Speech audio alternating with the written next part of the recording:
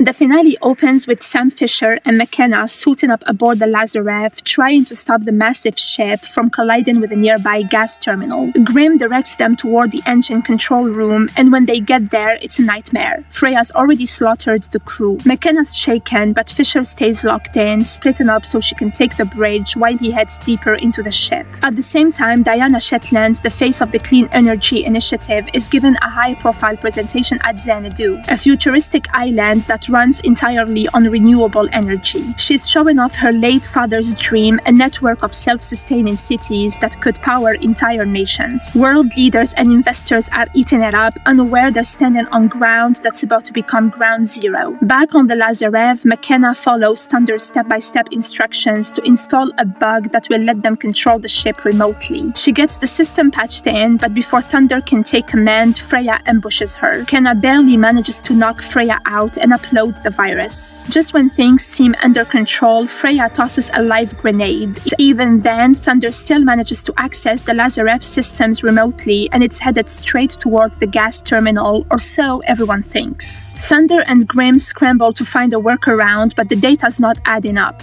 The ship's trajectory doesn't match its supposed destination. Something's wrong, and soon enough they realize why. The Lazarev was hacked long before Fisher and McKenna even boarded. Meanwhile, at Xanadu, Diana's basking in her moment. Then she gets a call from her half-brother Charlie. At first, it sounds like small talk until he casually drops that the gas terminal disaster she's worried about is all part of his plan. Charlie reveals he altered her designs and hijacked her project to turn it into something darker. He's redirected the Lazarev straight towards Xanadu itself, where every major European leader is currently gathered. His plan isn't sabotage, it's extermination. If he wipes out the continent's leadership in one hit, he can rise from the ashes as the new power broker. Charlie insists this makes him their father's true heir, ruthless, visionary, unstoppable. He mocks Diana's idealism, calling her naive for thinking she could save the world when she could be ruling it instead. Diana begs him to stop, but Charlie's already checked out emotionally. He says he likes watching from a distance. Thunder confirms the horrifying truth from HQ. The Lazarev's target isn't the terminal, it's Xanadu. Grimm's team goes silent as the realization sinks in.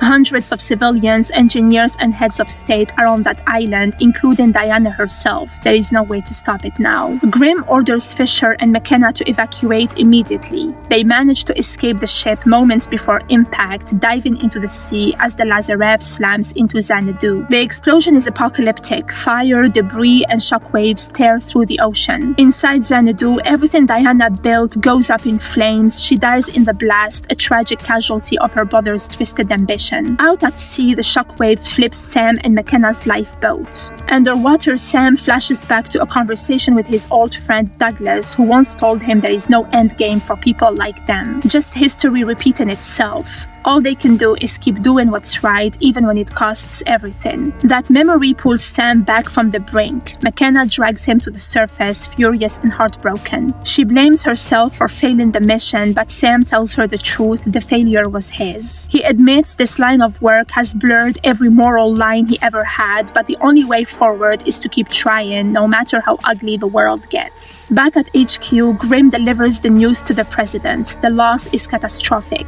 Xanadu, its people, its promise, all gone. When Joe asks what the president said, Grimm just mutters nothing and everything. Thunder apologizes, but Grimm tells him it's not their fault. They played the game and it just played them back. Sam attends Diana's funeral from afar, standing in the shadows as the Shetland family lays her to rest. Charlie's there too, putting on the show of a grieving brother while secretly setting his next move in motion, pushing mining projects into Svalbard, defiling everything Diana stood for. But then at home, his lights flicker out. The room darkens. A shadow moves across the floor. Out of the darkness steps Sam Fisher. There is a gunshot off screen, and Charlie's fate is left hanging in the air.